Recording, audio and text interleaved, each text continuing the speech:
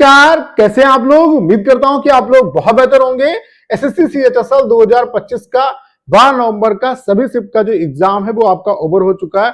तो ओवरऑल जो एग्जाम है इसका जो रियल रिव्यू है वो यहाँ पे मैं करने वाला हूं। उसके अलावा ओवरऑल एग्जाम का लेवल क्या रहा, सेक्शन वाइज लेवल क्या रहा, किस किस टॉपिक से आपके क्वेश्चन पूछे गए, उसके अलावा एवरेज अटेम्प्ट क्या रहा। जो नेक्स्ट शिफ्ट वाले एस्पिरेंट हैं उनके लिए वीडियो बहुत ज्यादा हेल्पफुल होने वाला है। यहाँ से आपको ये पता चलेगा कि किन किन टॉपिक से आपके क्वेश्चन आ रहे हैं सेक्शन वाइज और कौन कौन से जो टॉपिक हैं उन पे आपको किस तरीके से वर्क करना है। तो ये वीडियो आप सभी के लिए बहुत ज्यादा हेल्पफुल होने वाला है, स्पेशली उन एस्पिरेंट के लिए जिनका आगे एग्जाम लगा हुआ है। तो चलिए स्टार्ट करते हैं।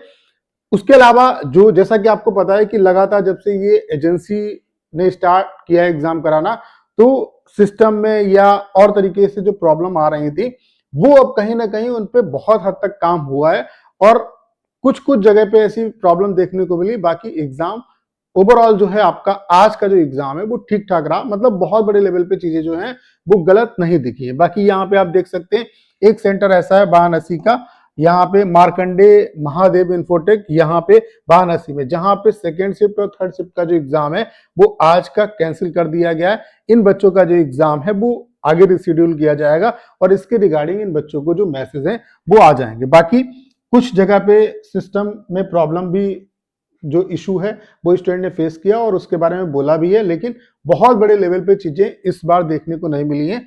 चीजें थोड़ी बहुत जो है उनमें इंप्रूवमेंट देखने को मिला है। ठीक है, तो यहाँ पे ये देख सकते हैं इस सेंटर पे आपका ऑफिशियली एसएससी का नोटिस आ चुका है। यहाँ पे आपका सेकेंड और थर्ड शिफ्ट का जो एग्जाम है वो आपका कैंसिल कर दिया गया। ठीक है, बाकी अगर हम सेक्शन वाइज लेवल की बात करें और सेक्शन वाइज किस किस टॉपिक से क्वेश्चन आए थे वो आप देख सकते हैं। जैसे अगर हम मैथ्स की ओवरऑल बात करें तो मैथ्स जो है वो इजी टू मॉडरेट है। 2 से 3 क्वेश्चन जो है वो आपके फंसाने वाले हैं, उनमें आपको प्रॉब्लम हो सकती है। अर्थमेटिक और एडवांस दोनों का कंपोजिशन आ रहा है। एडवांस भी आपके ये मान के चलिए 10 से 12 क्वेश्चन आ रहे हैं और इसी तरीके से आपके अर्थमेटिक भी आ रही है। ठीक है, अब एडवांस में कौन कौन से टॉपिक आ रहे हैं, जैसे कि कोऑर्डिनेट ज्योमेट्री से क्वेश्चन देखने को मिल रहा है तो वो आपको पढ़ना है। ठीक है, उसके अलावा अलजेब्रा से क्वेश्चन है, ट्रिगो से अच्छे खासे क्वेश्चन है, ठीक है, पॉलीगन से क्वेश्चन है, प्रिज्म पिरामिड से क्वेश्चन है। तो ये टॉपिक जो है वो आपको पढ़ लेने हैं। ठीक है, ज्योमेट्री भी पढ़ लेनी है, तो यहां से क्वेश्चन आपके आ रहे हैं। ठीक है, उसके अलावा अगर हम अर्थमेटिक की बात करें तो अर्थमेटिक में एज से रिलेटेड क्वेश्चन नहीं पूछे जा रहे हैं, ट्रेन से नहीं रिलेटेड आ रहे हैं, रेस से रिलेटेड क्वेश्चन नहीं आ रहे हैं। उसके अलावा पार्टनरशिप से रिलेटेड जो क्वेश्चन है वो आपको देखने को नहीं मिले। बाकी किन किन टॉपिक से आ रहे हैं, सीआईएसआई से क्वेश्चन आ रहे हैं, मिक्सचर्स एंड एलिगेशन से क्वेश्चन आ रहे हैं, प्रॉफिट एंड लॉस से क्वेश्चन आ रहे हैं। तो इस तरीके से मैथ्स में ये टॉपिक आपके लिए इंपॉर्टेंट है, इनको आपको करना ही करना है। बाकी एक्सपेक्टेड पेपर की सीरीज हम कल से या मतलब कल से वो वीडियो मिलना स्टार्ट हो जाएगा। मतलब ओवरऑल पूरे दिन का मतलब मैं आपको लास्ट में रात में जो है एक पेपर आपको डेली प्रोवाइड कराऊंगा, उन पेपर को जरूर करके जाना, उससे आपको बहुत ज्यादा हेल्प यहाँ पे मिलने वाली। ठीक है, उसके अलावा अगर हम बात करें इंग्लिश की तो इंग्लिश जो है वो आपकी मॉडरेट आ रही है।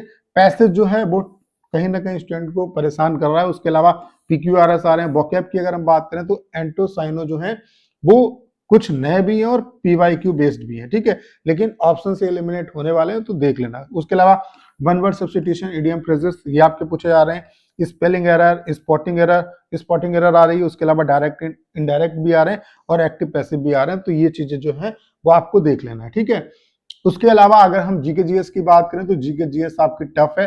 डांस से रिलेटेड क्वेश्चन है, टेम्पल से रिलेटेड क्वेश्चन है, स्पोर्ट्स से रिलेटेड क्वेश्चन है, फेस्टिवल से रिलेटेड क्वेश्चन है। करंट की बात करें तो लेटेस्ट का करंट आ रहा है 2025 का, आप जरूर करके जाना। ठीक है, अगर 2024 का हो पाए तो अच्छी बात है, लेकिन 2025 का जरूर कर लेना।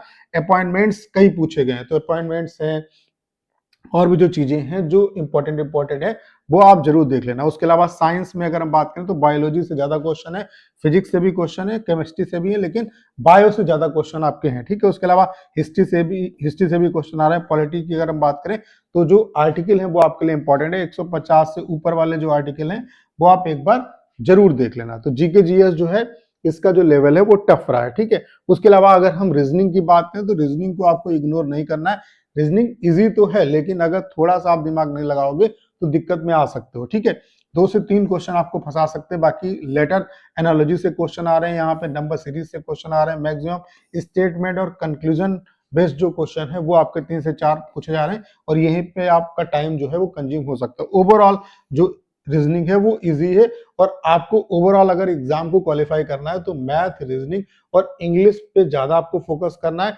जीके जीएस में जितना हो पाए उतना करना है। बहुत ज्यादा अगर इसमें पढ़ोगे तब भी कोई आपको चीजें हाथ में नहीं लगेंगी, क्योंकि कुछ भी कहा नहीं जा सकता। बाकी मैथ, रीजनिंग और इंग्लिश, इस पे आप कहीं ना कहीं चीजें अगर बेटर करोगे तो यहाँ पे सिलेक्शन की एक प्रोबेबिलिटी आपकी रहेगी। ठीक है, ओवरऑल अगर हम एवरेज अटेम्प्ट की बात करें तो कौन कौन से आपको टॉपिक पढ़ने हैं, किस किस सेक्शन से, वो आपको चीजें यहाँ पे क्लियर हो गई। तो नेक्स्ट शिफ्ट में जिन भी बच्चों का एग्जाम लगा हुआ है वो ये टॉपिक जरूर करके जाएं। ठीक है, उसके अलावा अगर हम बात करें एवरेज अटेम्प्ट की, तो मैथ्स में बात आपका जो मैथ्स में एवरेज अटेम्प्ट रहा है, यहाँ पे थोड़ा सा उल्टा लिख गया, ये मैथ्स का नहीं है, ये आपका जीके जीएस का है। जीके जीएस में जो एवरेज अटेम्प्ट है और यहाँ पे ये मैथ्स होगा। ठीक है, जीके जीएस में जो एवरेज अटेम्प्ट है वो 12 से 14 रहा है।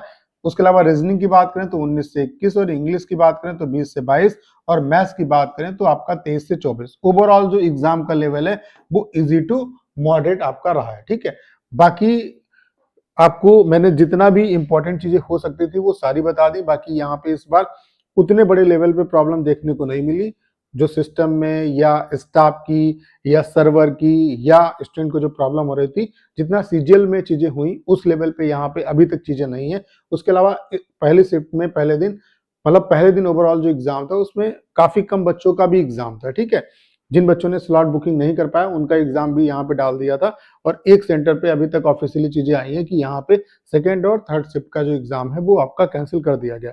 तो ये इंपॉर्टेंट है, सभी सेक्शन के टॉपिक वो मैंने आपको बता दी, ये आपको जरूर करके जाना है। तो उम्मीद करता हूँ सारी जानकारी आप बहुत अच्छे तरीके से समझ पाए होंगे। करना क्या, इस वीडियो को शेयर करना है। उसके अलावा अगर आप चैनल पर नए हो और आपने अभी तक इसे सब्सक्राइब नहीं किया है तो प्लीज चैनल को सब्सक्राइब करना मत भूलिएगा।